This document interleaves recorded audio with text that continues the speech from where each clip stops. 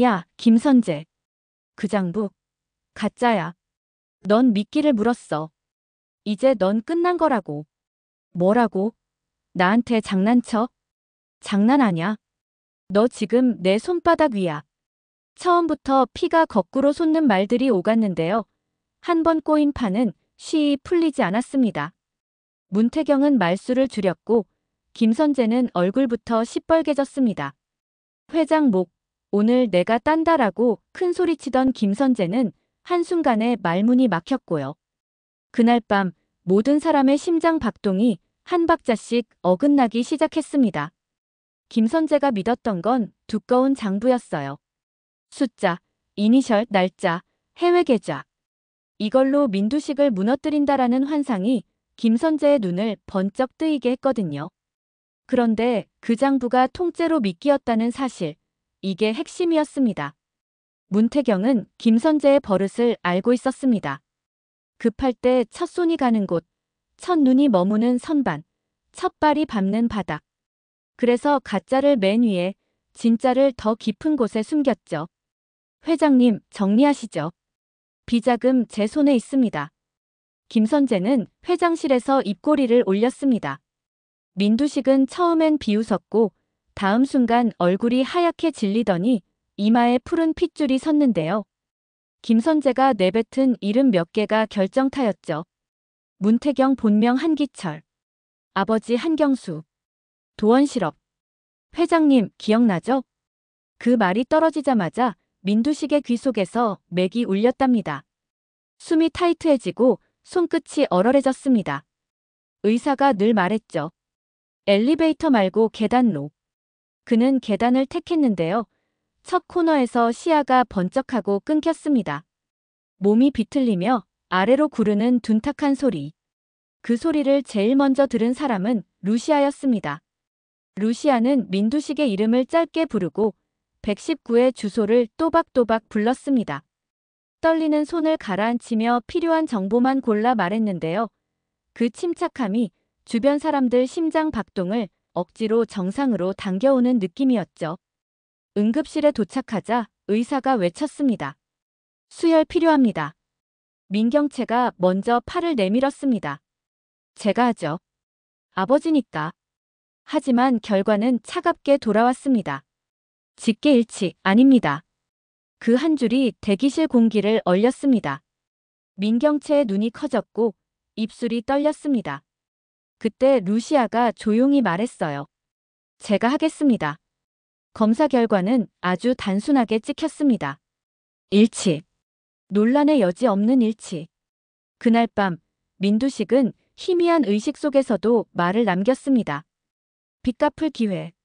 누구에게 어떤 빚인지 길게 묻지 않아도 모두가 알겠더라고요. 공 실장은 문을 닫고 안으로 들어오더니 무릎을 꿇었습니다. 회장님, 이제 숨기지 않겠습니다. 공 실장은 칼처럼 짧게 잘라 말했습니다. 경채는 제 딸입니다. 그리고 이어진 이야기. 35년 전 지워지지 않은 선택들. 바뀐 이름표, 침묵, 타협, 죄책감. 20년 전엔 아기 둘이 신생아실에서 뒤바뀌었고 울지 않던 아이를 살리겠다는 명목으로 다른 아이를 들고 나왔다는 사실. 그 다른 아이가 누구였는지 모든 입술이 굳어버렸죠. 루시아의 아이 셀이었습니다. 루시아는 눈을 감았다 뜨더니 봉투 2장을 꺼냈습니다. 유전자 결과. 하나는 루시아와 민두식. 하나는 민경채와 민두식. 숫자는 잔인했고 동시에 명확했습니다. 민경채의 무릎에 힘이 풀렸고 거짓말이란 말이 목에서만 맴돌았습니다. 공 실장은 고개를 숙인 채 말했습니다. 내가 미워도 내가 딸인 건 변하지 않아. 다만 내가 죄인이지. 바로 그 다음 판을 뒤집은 건 문태경이었습니다. 그는 간단 명료했어요. 김선재, 끝났습니다. CCTV에는 밤중에 문턱을 넘는 그림자, 장갑 낀 손이 꽂는 열쇠, 서류철을 뽑아드는 동작이 그대로 담겨 있었거든요. 지문 감식 결과에는 최초 문태경, 최근 김선재라는 문장이 박혀 있었고요. 무엇보다 결정적이었던 건 진짜 장부가 이미 문태경 손에 있었다는 점이었습니다. 첫 번째 큰 고비는 약혼식장에서 터졌습니다. 민경채는 순백 드레스를 입고 오늘이 내 날이라고 중얼거렸죠. 입장 직전 문이 쾅 열리고 검은 양복들이 들어와 한 줄로 섰습니다. 김선재 씨 체포합니다. 횡령, 배임, 감금, 장부 위조. 스크린이 바뀌더니 새벽에 침입 영상이 켜졌고 하객들이 일제히 숨을 들이마셨습니다. 루시아는 마이크로 딱 한마디. 이게 진짜요. 나머지는 믿기. 김선재의 표정은 그 순간 돌처럼 굳었습니다. 두 번째 고비는 병실이었습니다. 수술을 버틴 민두식은 천천히 정신을 되찾았고 루시아에게 속삭였습니다. 끝내자. 그는 유언장을 정리했어요. 욕심 섞인 문장 없이 짧고 단단하게. 분란을 끊는다. 부패는 환수한다. 경영은 투명하게. 지분은 루시아에게, 집행은 문태경에게. 한 줄 한 줄이 망치를 찍듯 내려앉았습니다. 세 번째 고비는 가족이었습니다. 식탁 앞에서 공 실장은 더 숨지 않았습니다. 세리는 루시아의 딸입니다. 민세리는 그 자리에 얼어붙었고 손을 떨며 루시아를 봤습니다. 루시아는 천천히 고개를 끄덕였어요. 내 잘못 아니다. 딴 내 음절이었는데 그게 쇠고랑처럼 꽉 끼던 숨을 조금 풀어주더라고요. 민경채는 처음으로 공 실장을 보며 속을 찢듯 내뱉었습니다. 그럼 난 뭐로 살았어? 공 실장은 피하지 않았습니다. 이제라도 내 이름으로. 김선재는 법정에서 발악하지 않았습니다. 판사가 조항을 읽는 동안 그는 고개만 숙였고 마지막에 작게 말했어요. 졌네요. 사람들은 김선재가 끝까지 발톱을 세울 줄 알았는데 이상하게도 그 한마디가 더 쓸쓸했습니다. 그 사이 회사는 돌아갔고 달라졌습니다. 루시아는 오래 묵은 관행부터 잘랐고 거래 투명화 문서를 처음부터 다시 썼습니다. 문태경은 재무 라인을 들어올려 회계 내역을 상시 열람으로 바꿨죠.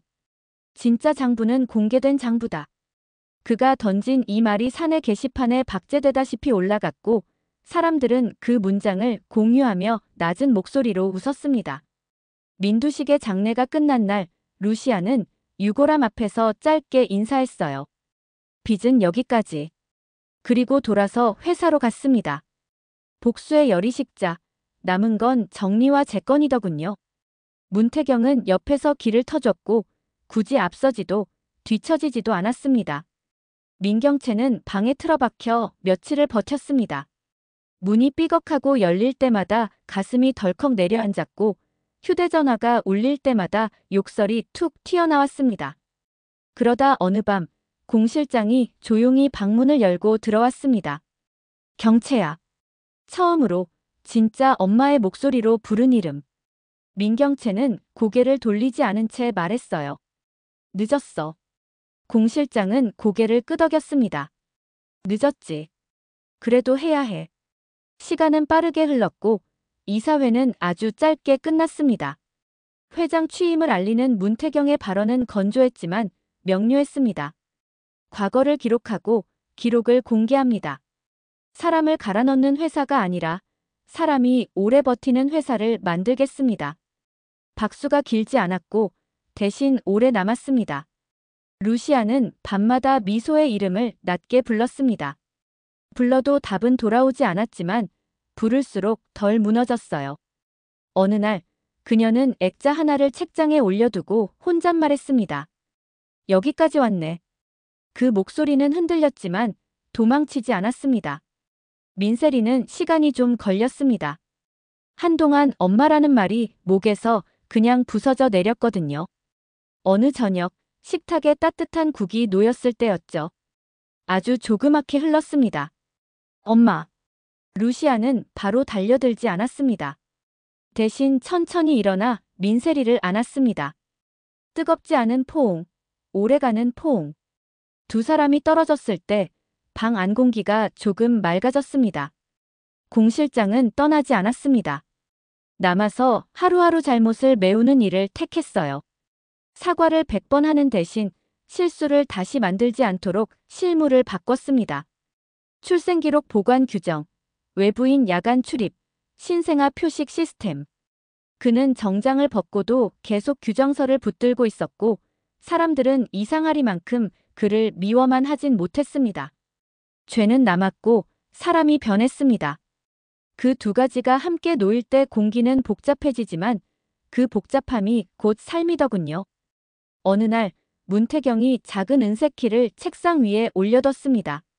새 자물쇠 키입니다.